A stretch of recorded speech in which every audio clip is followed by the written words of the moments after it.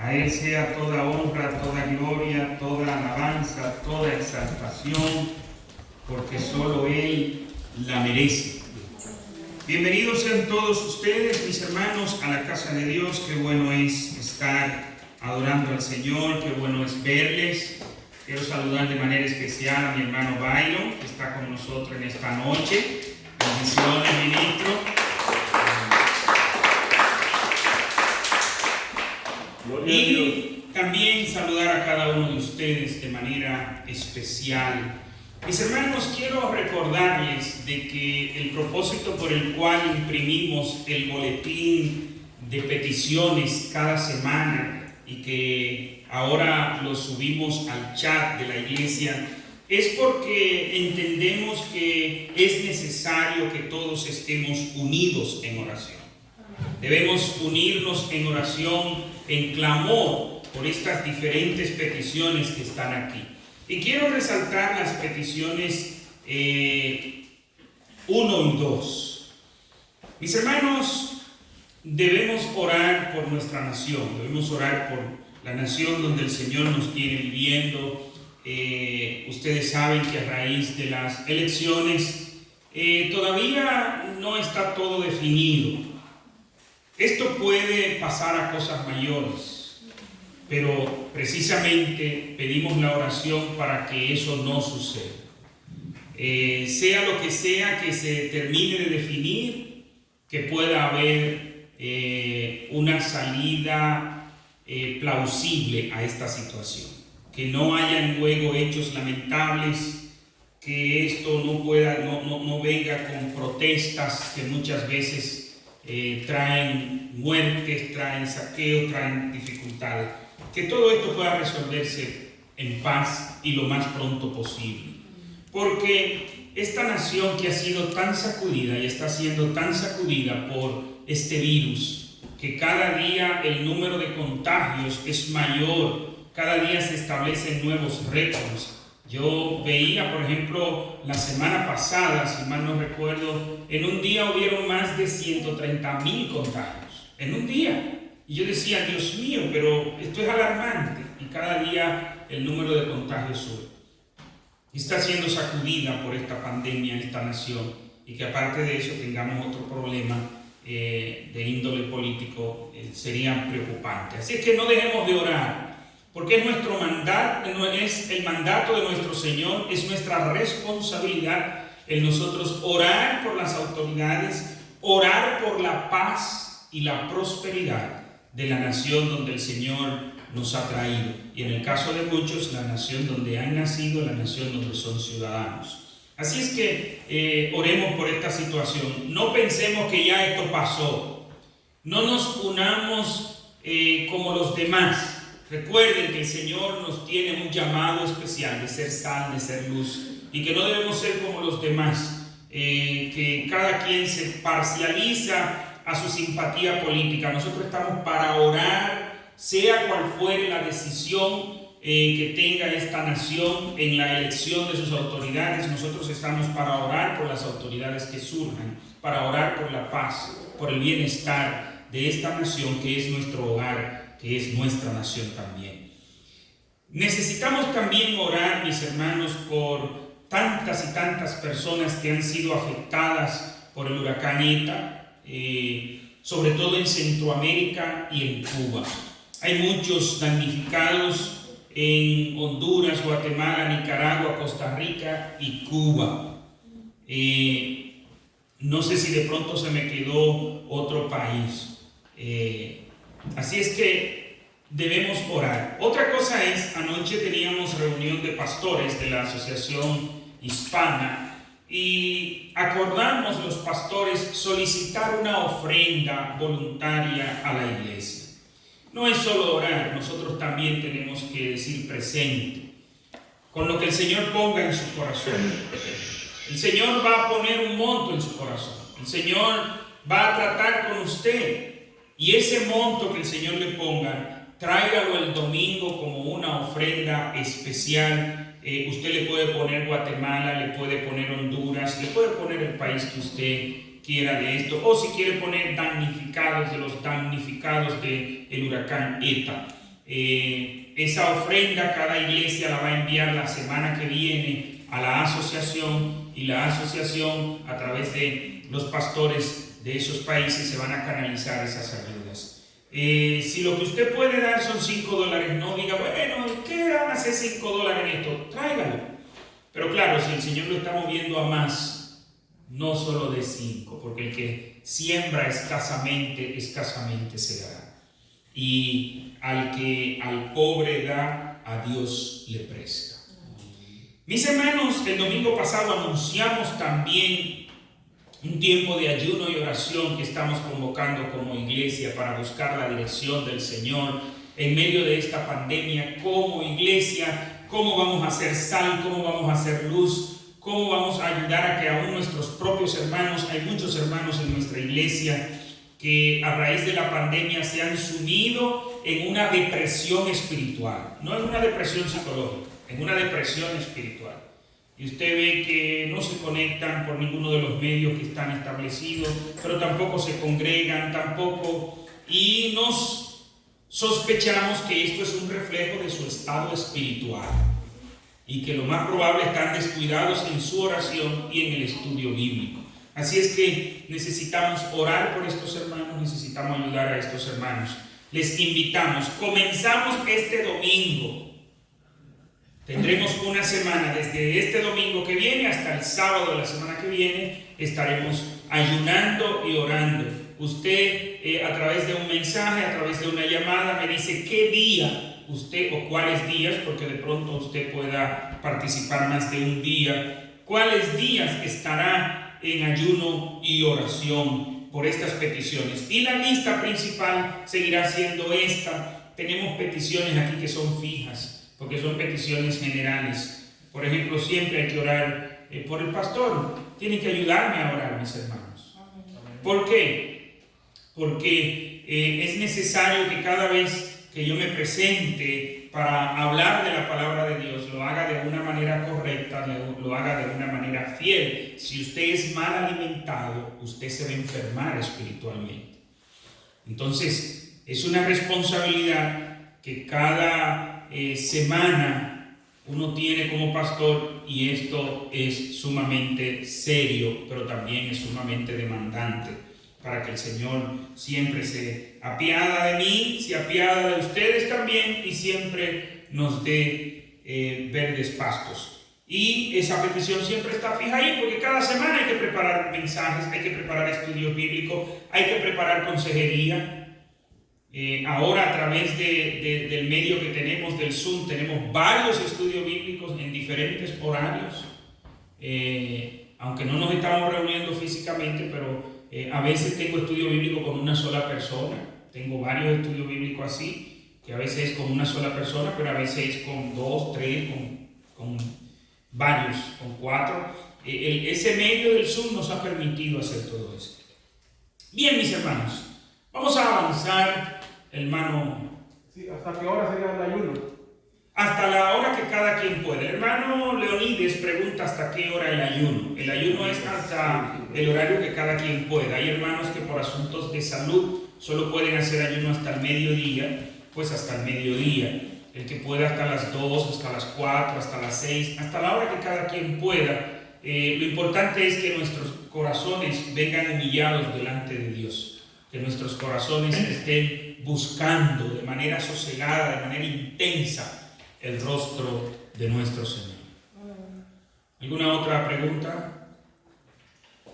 Amén. Les decía, continuamos en el día de hoy con nuestras clases de doctrina. Estamos en la doctrina de la aplicación de la redención, basándonos en el libro de Teología Sistemática de Wayne Grudem, y estamos a la altura del capítulo 43. El tema es la unión con Cristo. ¿Qué significa estar unidos con Cristo? Y yo quiero leer el versículo 1 del capítulo 8 del libro de Romanos. Un versículo hermosísimo. Toda la Biblia es hermosísima. Hay pasajes que nos encantan más que otros, pero toda la Biblia es hermosísima. Y dice así la palabra del Señor en Romanos capítulo 8, versículo 1. Dice: ahora pues, ninguna condenación hay para los que están en Cristo Jesús, los que no andan conforme a la carne, sino conforme al Espíritu. ¿De qué cosa son condenados los que están en Cristo Jesús? De nada. ¿Quiere decir eso que los que están en Cristo Jesús no cometemos ningún pecado? Sí cometemos, pero no hay condenación. Ahora, dice ahí, ahora pues, ¿ninguna condenación hay para todo el mundo? No, dice para los que están en Cristo. Ahora, ¿qué significa estar en Cristo? El miércoles antes pasado, no el pasado, comenzamos a ver esta doctrina y lo que significa. Y nos quedamos precisamente en estas 4 dimensiones que significa el nosotros estar en Cristo. Se puede especificar cuatro aspectos diferentes de nuestra unión con Cristo. En primer lugar, estamos en Cristo. Cristo está en nosotros. Somos como Cristo y estamos con Cristo. No es lo mismo. Cada una de estas cosas, cada una tiene su significado y es lo que vamos a ver de inmediato. Estamos en Cristo.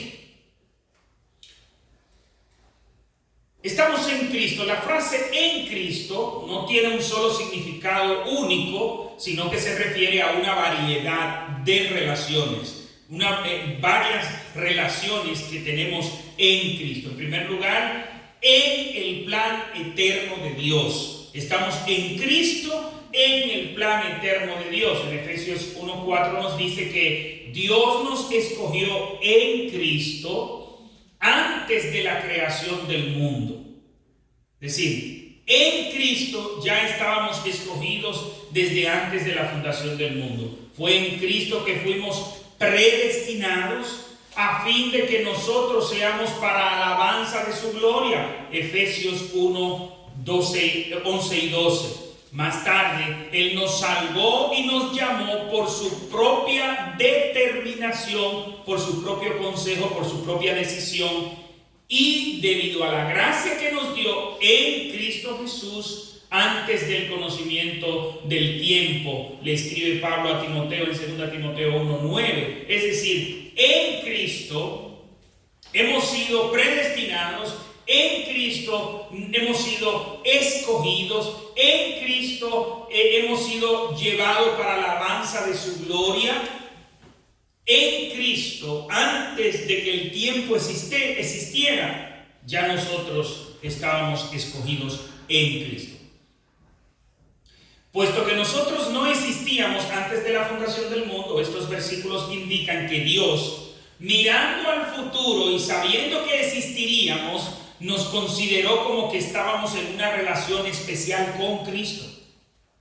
Oye, qué interesante, mis hermanos. Y hay que prestar mucha atención a lo que vamos a estar viendo. ¿Por qué? Porque si usted respira, se pierde. Es decir, ya no entiende el concepto. Si pestaña, no tiene la idea, porque es algo que no es fácil de entender.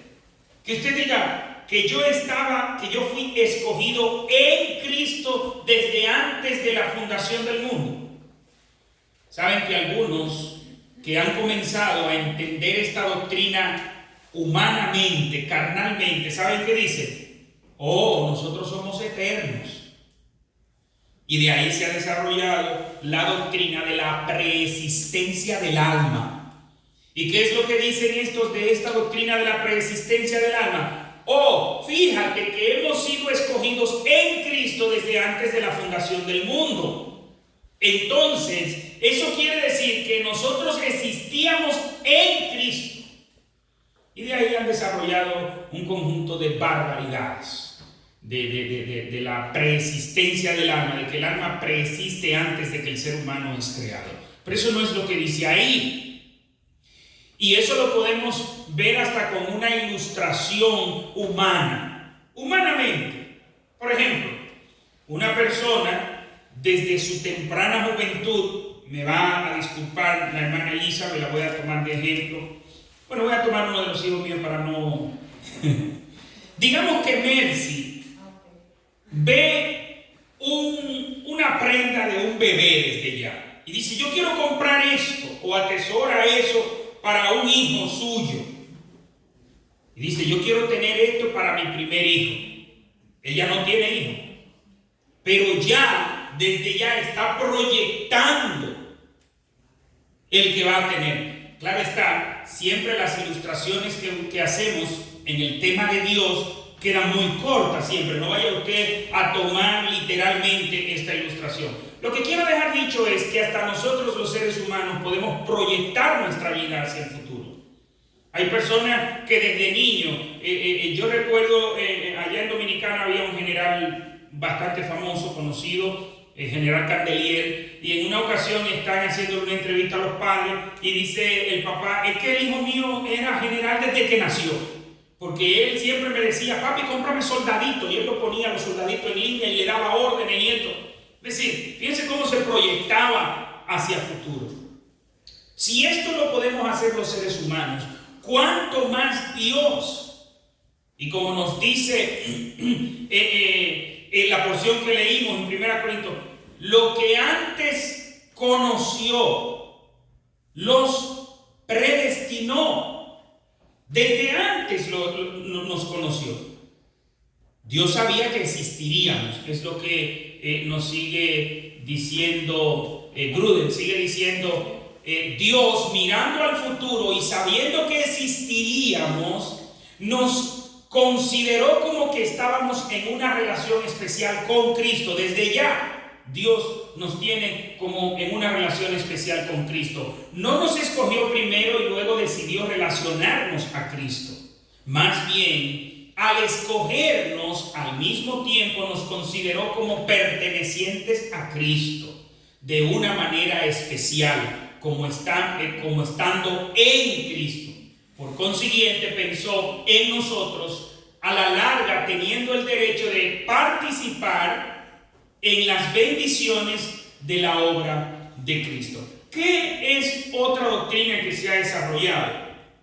Hay otros que dicen, para no decir que Dios fue el que predestinó, sino que Dios desde la eternidad pasada sabía quiénes iban a creer en Cristo y entonces eligió a esos.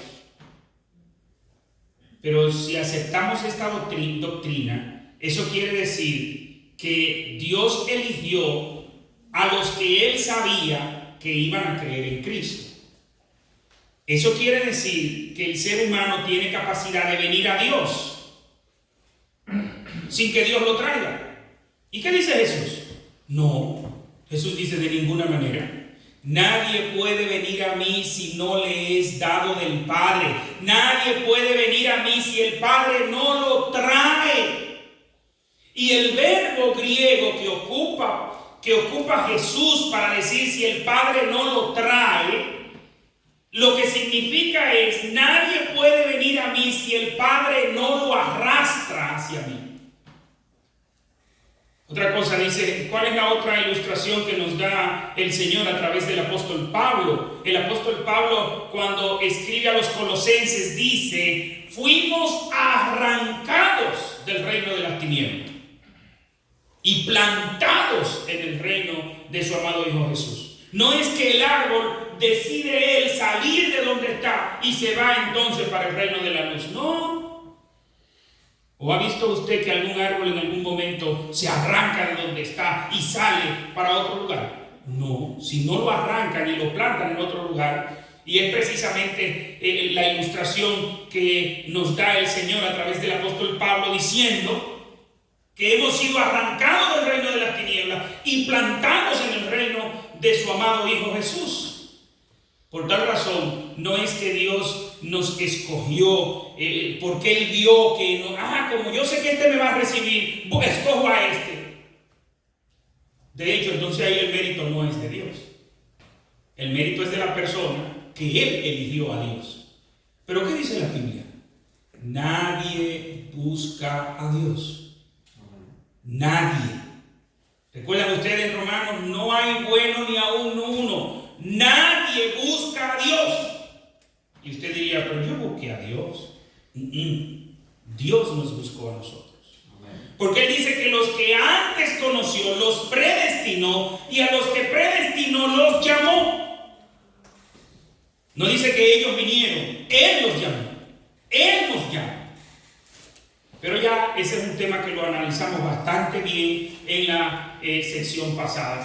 Bueno, hay otra doctrina, y es de que Cristo, cuando dice que nos escogió en Cristo, lo que pasa es que lo ilustran de la siguiente manera. Dios hizo un cerco y dice: todos los que entren a este cerco serán de Cristo. Y entonces invita: vengan, entren. Y hay algunos que entran hasta sin darse cuenta. Y hay otros que entran como de sorpresa. Y este grupo no está ¿cómo le diría?, de acuerdo con la predestinación, sino con la preselección. Pero preseleccionó a todos los que estuvieran en Cristo, pero que estos que iban a entrar, no porque Dios los predestinó y dijo son estos, sino porque abrió la puerta a todo el que entrara. Pero eso no es lo que nos enseña la Biblia. De hecho, ¿qué dice Dios a través de Juan el Bautista? Cuando ve a los fariseos, cuando ve a toda esa gente, que le dice: oh generación de víboras, ¿y quién nos enseñó a huir de la ira venidera? ¿Qué le está diciendo? Esa no vino de iniciativa de ustedes. ¿Quién nos enseñó a huir de la ira venidera?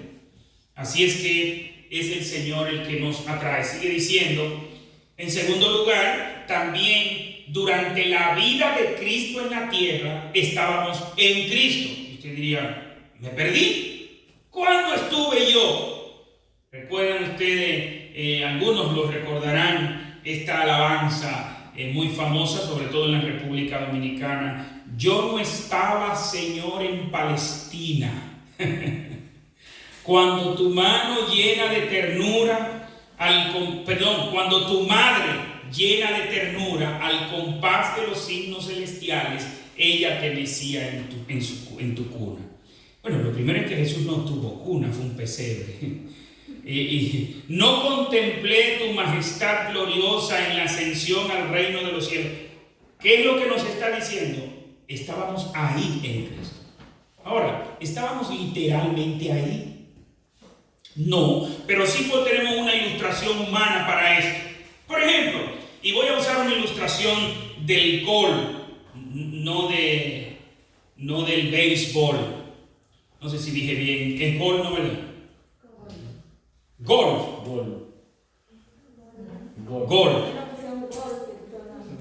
No el que así, el que con los pies.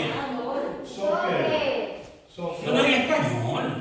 Fútbol. Ese. Lo que pasa es que cuando anotan el punto, oiga, me sé tanto que ni el nombre me lo sé. Ahora hablemos de béisbol para que ustedes vean. ¿Qué sucede? Vemos eufóricamente cómo un simpatizante de un equipo, vamos a decir, ganó la selección de México. Usted ve todos los mexicanos celebrando: ganamos, ganamos. Y esos goles se pujan y se anotan junto con el que está corriendo. Y cuando la persona ganó la selección de México, ganamos los mexicanos. Y yo le pregunto a los mexicanos: ¿estuvieran ustedes ahí corriendo en el campo? Pero ganaron. Claro que ganamos, y a veces no celebran más que los mismos que corrieron. ¿Por qué? Representativamente usted estaba ahí. Cuando ganó México, ganó usted. ¿No es así? Yo recuerdo la serie, creo que fue la última que se celebró, la de Plátano Power. La Copa de Béisbol. ¿El Caribe? No, la Mundial. No fue la última, pero sí recuerdo que ganamos. Eso en Dominicana, eso es un toque de queda. Se fue. Todos los televisores han unido. ¡Ey, ganamos! Y le ganamos a tal país. Y le ganamos a tal país. Y usted usted dónde estaba? Haciendo sus quehaceres normales. Pero usted estaba ahí. Y de hecho, mucha gente lo llamaba a uno. Yo recuerdo los amigos míos de aquí de Estados Unidos. ¡Felicidades, ganaste! ¿Y qué gané yo? Corrí yo. Tomé un bate de béisbol en un momento. No. Pero estuvimos ahí representados. Entonces, esa es la misma ilustración. Estuvimos representados en Cristo. Amén, hermano. No, que entonces hay predicadores que con engañifa quieren traer a la persona al evangelio, a Cristo. O sea, ellos dicen, levanten todo lo que quieran la oración. La gente siempre está ansiosa por la oración y van, por ejemplo, 50. Entonces ahora le dicen, todos levanten la mano para que acepten al Señor. Vamos a hacer la oración por ellos. Entonces yo pienso que eso está mal por ciertos predicadores, de que ellos lo llevan en una ñifa delante de ellos y después se lo convierte a todo. Y entonces sale diciendo, prediqué y se convirtieron 50. Entiendo que está mal. Claro, es que el problema está en el protagonismo que queremos tener. Amén. El problema está en los números que queremos presentar. Yo nunca he visto de esos predicadores así, cuando ellos digan, mira, anoche tuvimos una campaña en tal lugar y nadie se arrepintió. No, ellos siempre ponen, y en tal sitio se arrepintieron tanto. Es como los que hacen milagros, ellos siempre oran, y usted cree que siempre se sana la gente. No, pero ellos nada más presentan cada vez que una persona se sana. ¿Por qué? Porque lo que quiere es presentar algo, darse a conocer. Pero ¿es nuestra función arrepentir a la gente? No, es predicar el evangelio. ¿Quién es el que convierte? El Espíritu Santo. Es el Espíritu Santo el que convence de pecado a las personas. Por tal razón, cuando una persona convertida por el predicador llega a la iglesia, ¿qué usted tiene en la iglesia? ¿Un nuevo creyente? No, usted tiene un impío ahí en la iglesia. ¿Por qué usted cree que el cristianismo se ha degradado tanto en estos últimos tiempos? Cuando me refiero al cristianismo, me estoy refiriendo a los profesantes del cristianismo. Mercader. No digo a los que profesan ser cristianos, los que dicen que son cristianos. Por eso tenemos un cristianismo que no sigue a Cristo. Es como contradictorio. Pero como vivimos en los tiempos de una leche sin lactosa, de un café sin cafeína y de un azúcar sin sacarosa, ¿cómo que se llama? Glucosa. Sin glucosa, tenemos un cristianismo sin Cristo. Amén. Ese es el problema. Y hay algunos por ahí diciendo que son cristianos. Pero por sus frutos los conoceréis. Amén. No es decir yo soy cristiano. De hecho, muchísimas instituciones, por ejemplo, hay una institución que nació como un gesto muy bueno, la Asociación Cristiana de Jóvenes, es Young Man Social, ¿cómo es? Christian Association. Nació, pero hoy en día, usted ve esos edificios, hay muchos pueblos aquí de Estados Unidos, usted ve esos edificios. ¿Y de qué es lo que sirve hoy en día? De gimnasio, de club social. Y usted entra ahí y dice, pues esto es cristiano porque dice Christian Association. Pero cuando usted entra ahí, ¿son cristianos los que están ahí? No. De hecho, ni siquiera los que administran eso ahí. Entonces, no es lo mismo. Debemos dejar que sea el Espíritu Santo el que convierta. Porque Dios nunca nos ha mandado a apacentar cabras, sino ovejas. Cuando los traemos nosotros, a punta de estrategia, de engaño, de miedo, no son cristianos. No son cristianos porque hay que nacer de nuevo. Y para nacer de nuevo no es a base de engaño, no es a base de miedo, no es a base de yo decirle a la gente no. No son a base de estrategia de mercado. Eso que dice el hermano Andrés, es triste ver cómo llaman a la gente, ven, vamos a orar por ti, ven, tú quieres la oración, ven, ven, ven. Y después que oran por la persona, ya usted es cristiano. Eso no es así. Ya es salvo. Ya es así. ¿Quién dijo? Eso no es así. ¿Dónde dice la Biblia que eso es así? Si el Padre no lo trae, no es con estrategias de mercado. Y por eso entonces tenemos las iglesias llenas de gente que dice que es cristiana y tarde o temprano se declara lo que es. En verdad el Señor siembra trigo y el enemigo viene y siembra cizaña, pero a veces nosotros somos que llenamos la iglesia de cizaña con nuestras estrategias. Vamos a esperar que sea el Señor que atraiga. Sigamos. Es decir, lo que sea que Cristo hizo, voy a leer desde el inicio de nuevo para retomar. Estábamos en Cristo durante la vida de Cristo en la tierra. En toda la vida de Cristo en la tierra, desde su nacimiento hasta su ascensión al cielo, para Dios nosotros estábamos en Cristo. Es decir, lo que sea que Cristo hizo como nuestro representante, Dios lo contó como si fuera algo que nosotros hicimos también. Aleluya por eso. No sé si usted está entendiendo lo mismo que yo estoy entendiendo. Así que esa vida perfecta que Cristo vivió, el Padre dice, tú también la viviste ahí en Cristo. Wow. Eso es maravilloso. Por supuesto, los creyentes no estaban conscientemente presentes en Cristo, puesto que la mayoría de creyentes todavía no existía cuando Cristo estuvo en la tierra. Seguimos. Tampoco estuvieron los creyentes presentes en Cristo de alguna manera misteriosa, espiritual, como si, por ejemplo, las almas de miles de creyentes estuvieran de alguna manera presentes en el cuerpo de Cristo durante la vida terrenal. No, eso no es. Más bien los creyentes estuvieron presentes en Cristo solo en los pensamientos de Dios. Ya Dios nos ubicó ahí. Amén. Y aunque no lo estábamos haciendo nosotros, es como si nosotros lo hiciéramos. ¿Anotamos nosotros el gol? No, pero estuvimos ahí. Amén. Porque nuestra representación lo hizo. La selección de nuestro país lo hizo. Y entonces, como es nuestro representante, así mismo Cristo es nuestro representante.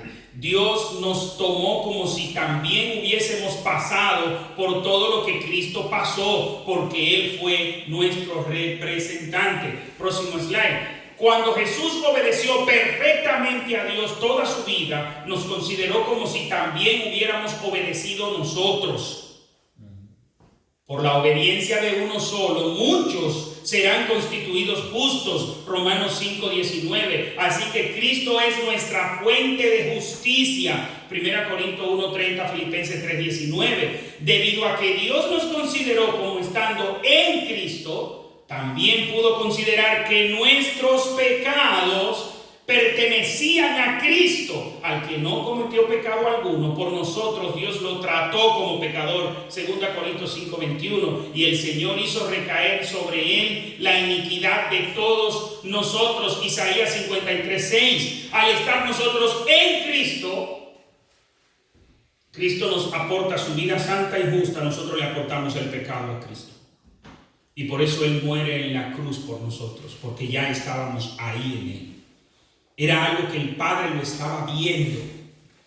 Estos fueron pecados que todavía no habíamos cometido, pero Dios sabía de ellos desde antemano y los tomó como si Cristo los hubiera cometido. Así fue correcto que Cristo muriera por nuestros pecados.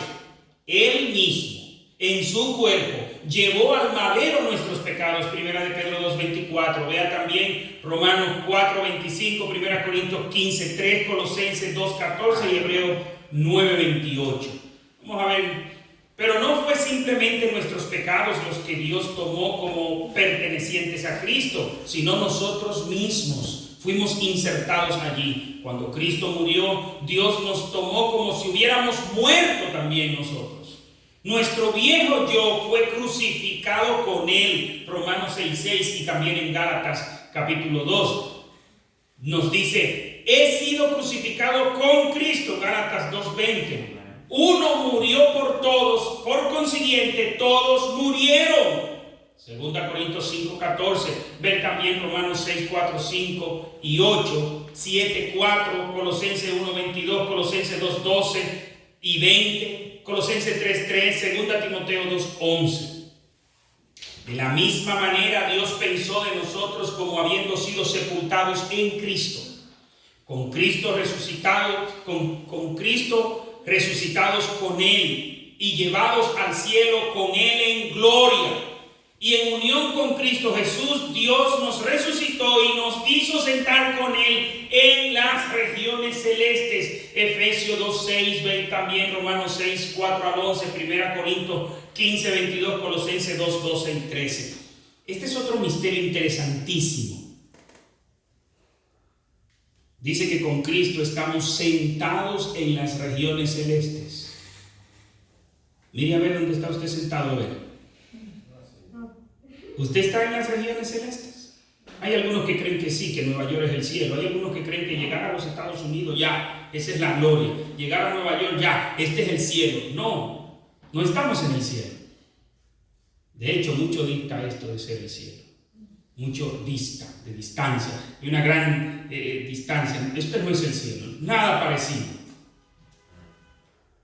Por muy lindo usted vea esos edificios en Manhattan, por muchas cosas usted vea, esto no es el cielo, esto no le da ni por los tobillos al cielo. Esto es oropel en comparación al cielo. Pero ¿qué dice Dios? Que tú y yo estamos sentados en las regiones celestes con Cristo. Y aún en esto hay algunos hermanos que han cometido errores, han cometido excesos. Dice, ¿por qué yo estoy sentado en las regiones celestes con Cristo? Sí, así como estuvimos crucificados con Él, estamos sentados en las regiones celestes con Cristo, de manera representativa. Ahora, ¿llegará el día en donde nos sentaremos en las regiones celestes? Por supuesto que sí.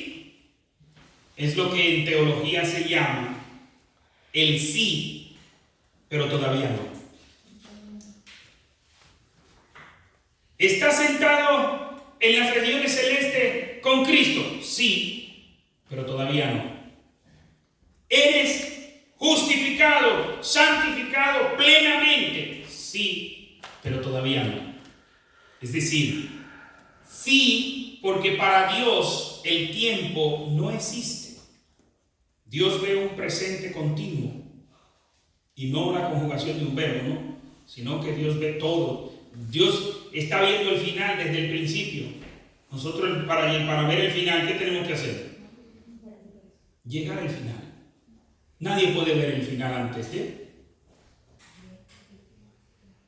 Eso quizá usted lo puede hacer en una película, pero la vida no es una película. En la vida real, para usted ver el final, tiene que esperar el final. Pero Dios ve el final desde el principio. Desde antes de la fundación del mundo, ya Dios sabe todo. Por eso, yo hablaba en una reunión de pastores y decía, mis hermanos, si nosotros no supiéramos lo que sabemos, cualquiera creería que el mal va a triunfar. De hecho, los representantes del mal, ellos creen que van a triunfar. De hecho, hay muchos lugares donde estas ideologías erráticas, no solamente en cuanto a temas de sexualidad, sino en cuanto a todos esos temas errados con H y sin H, ellos creen que sí, que están triunfando y que están avanzando, pero no, Dios está cumpliendo su plan. Y el que es de salvación será salvo, pero el que es de condenación lo que está es añadiendo ira para el día de la ira. Eso es lo único que están haciendo. Así es que, mis hermanos, tenemos que parar aquí por asunto de tiempo, pero qué maravilloso es saber que estamos en Cristo. Este es un tema para uno como saborearlo. Es como, yo no sé si usted tendrá un postre favorito, del que ese postre, lo que es favorito, usted no se lo come así de golpe, no. Por ejemplo, un dulce, que usted va y coge un pedacito pequeño con una cucharadita y se lo pone en la boca y cierra los ojos y usted comienza, ¿no? Parece vaca en ese sentido. Pues mire, así mismo tenemos que saborear este tema de estar en Cristo. ¿Sabe por qué no lo saboreamos mejor? Porque no logramos entender qué es estar en Cristo. Mis hermanos, si nosotros entendiéramos lo que es estar en Cristo, nadie nos hiciera sentir avergonzados por ser cristianos. Por más se burlen de nosotros. ¿Usted cree que uno de los miembros de la realeza, por más se burle, mira de la realeza, ¡guau! ¿Se sienten mal por eso? No. Ellos no se sienten mal por eso. Mucho menos deberíamos sentirnos nosotros. Recuerdo que había un hermano que donde quiera que él se presentaba decía: ¿cuál es su nombre? Yo soy cristiano y me llamo de tal y tal forma. Y luego daba su nombre. Donde quiera que él se presente, yo soy cristiano. Se lo vi yo en la universidad. Y me llamó la atención y digo: ¿pero y por qué tú? No, porque a veces quieren como que uno se sienta avergonzado de que yo soy cristiano. Lo primero que yo digo es que soy cristiano. Porque si hay de algo que yo me siento orgulloso, es de ser cristiano. Y usted diría: pero el orgullo es pecado, depende. Porque ¿acaso no dice el Señor, si mal no recuerdo es en Ezequiel en Ezequiel, que dice: si de algo ha de gloriarse alguien es de conocerme a mí? Y de eso podemos gloriarnos, de conocer a Dios, de haber alcanzado o haber sido alcanzado por la misericordia de Dios. Nos sentimos plenamente privilegiados de que Dios nos alcanzara en Cristo. ¿Alguna pregunta o comentario antes de la oración final? Yo rapidito. Cuando usted estaba hablando sobre el tema de que tocó un poquito como el cristianismo light, ¿cómo se debe reaccionar? Porque yo a veces me siento mal, como cuando uno ve a una persona que se identifica como cristiano, pero hasta a uno le da vergüenza ser de su clan, ser cristiano por cómo él le está representando el cristianismo. ¿Eso es malo? ¿Es mal sentirse así? ¿O cómo debe reaccionar? Bueno, si tú le hicieras esa pregunta a Judas, no a mí, Judas dice, ahora mismo no tengo el versículo. Ustedes saben que Judas es un solo capítulo, pero él dice que contendáis ardientemente por la fe una vez dada a los santos. Versículo 3 de Judas, léelo. Sí. Amados, por la gran solicitud que tenía de escribiros acerca de nuestra común salvación, me ha sido necesario escribir exhortándoos que contendáis ardientemente por la fe, que ha sido una vez dada a los santos. Sí. Sigue diciendo: porque algunos hombres han entrado encubiertos, los que desde antes habían sido destinados para esta condenación. Esa es una condenación. Hombres impíos que convierten en libertinaje la gracia de nuestro Dios y niegan a Dios, el único soberano, y a nuestro Señor Jesucristo. Es decir, y ahí sigue diciendo muchas cosas más. ¿Qué dice? Eso no es nuevo, ya Judas está respondiendo eso. El Señor, a través de Judas, apóstol, ¿qué dice? Que contendáis ardientemente por esa fe una vez dada. ¿De qué fe se está refiriendo? A esta fe. Por sus frutos los conoceréis. Y cuando una gente se presenta como cristiano, hay una ilustración bastante interesante. No sé si fue cierto, pero le he escuchado de que en una ocasión Julio César, el César Julio, está con sus ejércitos y en la noche no logra dormirse y decide salir a caminar y se encontró con un centinela que estaba durmiendo, se había quedado dormido. Y él se paró frente a frente ahí al centinela. Hizo y el centinela de una vez se puso atento y el centinela sabía con quién estaba enfrente. Y le dice Julio: ¿cuál es su nombre, soldado? Y él le dice, Julio, señor. ¿Usted se llama Julio? Sí. O cámbiese de nombre o cambie de actitud. Porque estaba siendo una vergüenza para Julio César. O que se cambien de nombre o que se cambien de actitud. Porque por sus frutos los conoceré. Ahora bien, claro está, va a depender de cómo nosotros vamos a reaccionar. El contender ardientemente no te agarrar dos piedras. Hay un sacerdote católico en Dominicana bien famoso. Se llama Rogelio Cruz. El padre Rogelio, que él le cerró a piedra a una gente. Entonces, no es que usted contienda de esa manera, pero sí usted presentar defensa de la fe. ¿Qué es lo que debemos hablar? De la fe. No comience a decir de qué grupo tú eres, de cuál es tu denominación. No, la Biblia dice. ¿Tú sabías que si tú eres cristiano, los cristianos son identificados porque se comportan como Cristo? Porque son como Cristo. Ustedes recuerdan que una de las cosas de estar en Cristo es ser como Cristo. Si usted no es como Cristo, no está en Cristo, usted no es cristiano. Por tal razón, cuando el Papa dice que no, que la homosexualidad, esto y lo otro, es porque él no está en Cristo. Porque el que está en Cristo repite lo mismo que Cristo ha dicho. Y punto. Tenemos nosotros la autoridad, la capacidad de salirnos. Y si usted se salió de lo que Cristo dice, ya usted no está en Cristo. Eso es claro así. Amén. Como usted decía, ya Judas estaba predestinado. Judas. Ahora, el que se perdió, el que se perdió. Pero la humanidad no está predestinada a perder. Si nos encontramos, como dice el hermano acá, si nos encontramos con esa persona, que yo también me la he encontrado en el camino, pues yo no voy a contender, pero sí le voy a hacer saber lo que dice la palabra. Ahora hay personas que son difíciles. Entonces me viene un versículo a la mente y me dice, que me he pasado también, no le eche la perla a los cerdos. De eso iba yo a buscar. Santo. Mateo capítulo 7. De eso voy a predicar el domingo.